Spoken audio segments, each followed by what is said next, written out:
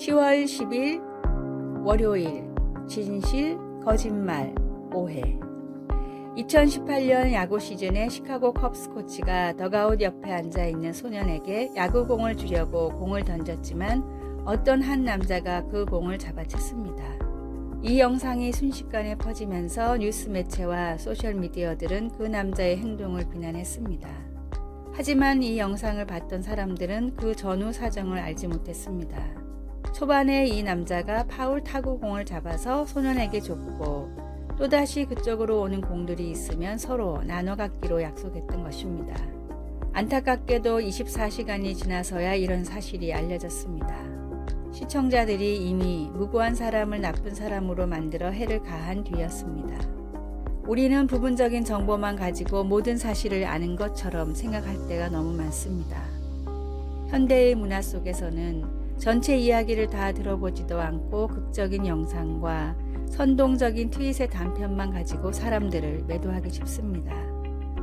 그러나 성경은 거짓된 풍설을 퍼뜨리지 말라고 경고합니다. 비난하기 전에 가능한 모든 노력을 다해 진실을 확인해야 하며 거짓말에 동참하지 않도록 해야 합니다. 우리는 감시자 정신이 발동하거나 열정이 불붙어 심판의 물결이 요동칠 때마다 조심해야 하며 다수를 따라 악을 행하지 않도록 우리 스스로를 지켜야 합니다. 예수님을 믿는 우리가 거짓된 풍설을 퍼뜨리지 않도록 하나님께서 도와주시기를 간구합니다. 우리가 지혜를 드러내고 오직 진실만을 말하도록 하나님께서 우리에게 필요한 것들을 공급해 주시기를 소원합니다. 말씀, 너는 거짓된 풍설을 퍼뜨리지 말며 악인과 연합하여 위증하는 증인이 되지 말며. 출애굽기 23장 1절. 찬송 546장 주님 약속하신 말씀 위에서. 기도, 하나님, 세상의 일들이 너무 빨리 진행되어 무엇이 사실인지 알기가 어렵습니다. 경청하고 주의를 기울이고 진실만을 말할 수 있도록 도와주소서. 예수님의 이름으로 기도드립니다. 아멘.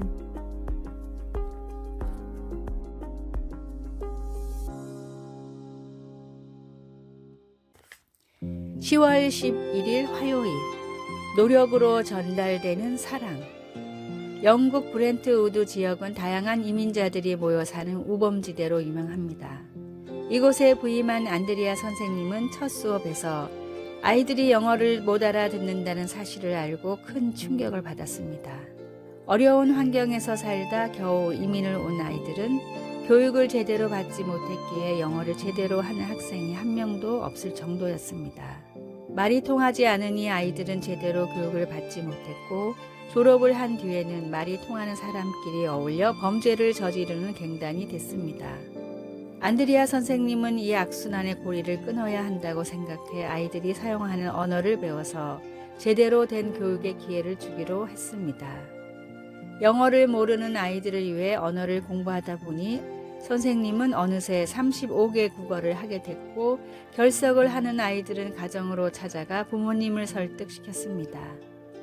마치 계란으로 바위치기 같았던 안드리아 선생님의 도전은 브렌트 우드 지역의 학생들이 영국의 상위 5%의 학업 성취도를 내면서 꽃을 피웠고 이 노력을 인정받아 세계적으로 가장 뛰어난 교사에게 주는 지구촌 교사상을 수상했습니다. 최선을 다하는 노력은 상대에게 진심으로 전달됩니다. 예수님의 희생과 성도들의 열띤 전도가 상대방을 위한 진심이라는 것이 전달되도록 최선을 다하여 봅시다. 오늘의 말씀. 주여 무슨 일이니이까? 천사가 이르되 내 기도와 구제가 하나님 앞에 상달되어 기억하신 바가 되었으니. 사도행전 10장 4절. 오늘의 찬송 297장 양 99마리는. 오늘의 만나. 맡겨주신 본분을 최선을 다해 감당하는 청지기가 되게 하소서. 조금 부족하고 힘들지라도 최선을 다해 복음을 감당합시다.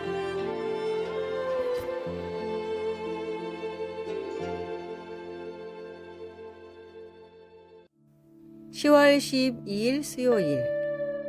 하나님은 잘 들으십니다.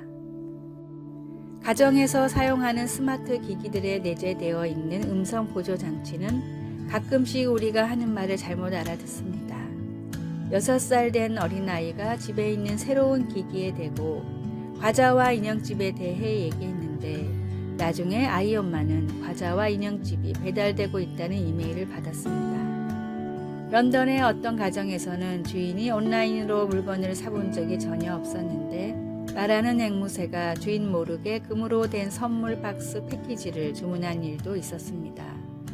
또 어떤 사람은 기기에게 거실 불을 켜라고 했더니 방은 없습니다 라는 대답을 들었습니다. 그러나 우리가 하나님께 이야기할 때 하나님이 그렇게 잘못 알아듣는 경우는 전혀 없습니다. 하나님께서 결코 혼동하지 않으시는 이유는 우리 마음을 우리보다 더 잘 아시기 때문입니다. 성령님은 우리의 마음을 살필 뿐만 아니라 하나님의 뜻도 이해하십니다. 바울 사도는 로마에 있는 교회들에게 하나님께서 우리를 성숙시켜 그분의 아들 예수님을 더욱 닮게 하겠다는 그분의 선한 목적을 이루시겠다고 약속하신다고 말했습니다. 우리의 연약함 때문에 우리가 성장하기 위해 무엇이 필요한지 모를 때조차도 성령님은 하나님의 뜻에 따라 우리를 위해 기도하십니다. 하나님께 어떤 말을 해야 할지 고민되고 무엇을 어떻게 기도해야 할지 모르겠습니까? 속마음을 진심으로 말해 보십시오. 성령님은 하나님의 목적을 이해하고 그것을 이루실 것입니다.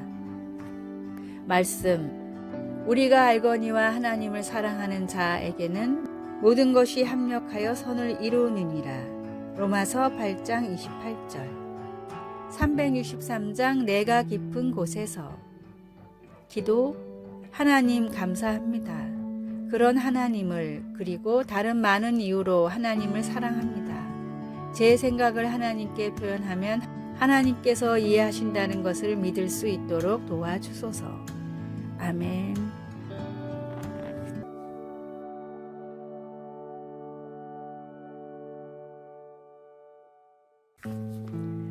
(10월 13일) 목요일 특허를 포기한 이유.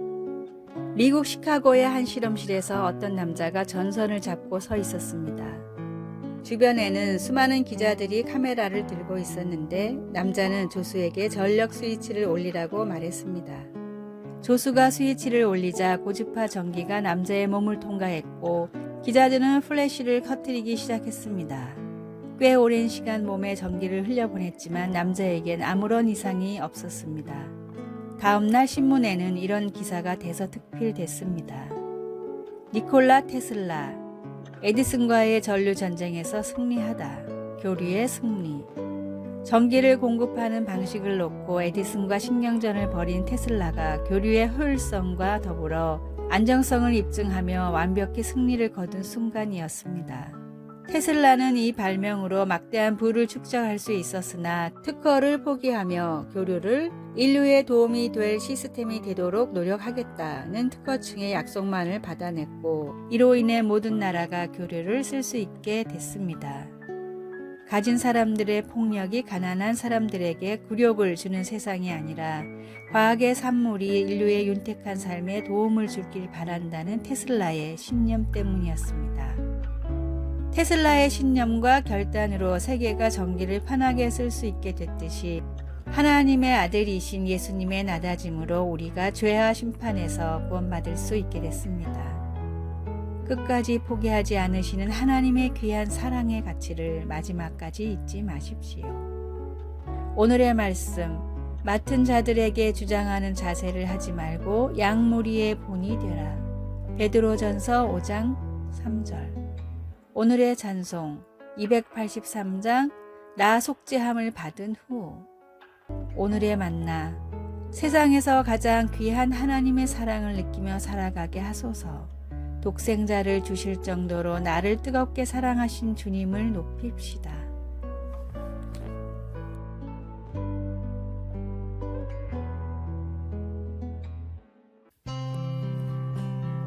(10월 14일) 금요일 잘 쉬는 것. 시계가 새벽 1시 55분을 깜빡이고 있었습니다. 늦은 밤에 나누었던 문자 대화가 계속 생각나 잠이 오질 않았습니다. 실타래처럼 엉켜있는 이불을 풀어 가만히 소파에 펼치고 다시 잠드는 요령을 네이버에서 찾아보았지만 하지 말아야 할 것들에 대한 정보만 눈에 띄었습니다. 낮잠 5분을 자거나 카페인을 섭취하지 말라거나 늦은 오후에 운동을 해서는 안 된다 등등 말입니다. 태블릿으로 계속 읽어가는데 늦은 시간까지 스크린 타임을 가져서는 안 된다는 팝업도 보게 되었습니다. 잘 쉬기 위해서는 이렇게 하지 말아야 할 일들이 있습니다. 구약에서는 하나님이 휴식을 위해 안식일에 하지 말아야 할 규칙들을 주셨고 신약에서는 예수님이 새로운 길을 제시해 주셨습니다. 예수님은 규칙들을 강조하시기보다는 제자들에게 그들과의 관계를 강조하셨습니다. 수고하고 무거운 짐진 자들아 다 내게로 오라. 내가 너희를 쉬게 하리라. 이전 구절에서 예수님은 주님이 우리에게 보여주신 하나님 아버지와 하나라는 지속적인 관계를 언급하셨습니다. 예수님이 하나님 아버지로부터 지속적으로 누리셨던 도움을 우리도 똑같이 경험할 수 있습니다. 잠을 방해하는 활동들은 피하는 게 현명하지만 그리스도 안에서 잘 쉬는 것은 규칙보다는 관계와 더 관련이 있습니다. 우리는 읽던 것을 끄고 내 마음의 짐을 예수님의 내게로 오라고 초대하는 베개 위에 내려놓아야 합니다. 말씀, 수고하고 무거운 짐진 자들아 다 내게로 오라. 내가 너희를 쉬게 하리라. 마태복음 11장 28절. 찬송 287장 예수 앞에 나오면. 기도. 예수님, 주님과의 지속적인 관계 속에서 제가 쉴 수 있도록 불러주시니 감사합니다. 예수님의 이름으로 기도드립니다. 아멘. 아래의 빨간색 글자 구독을 누르시어 더 많은 전도의 열매를 맺으시기를 기도합니다.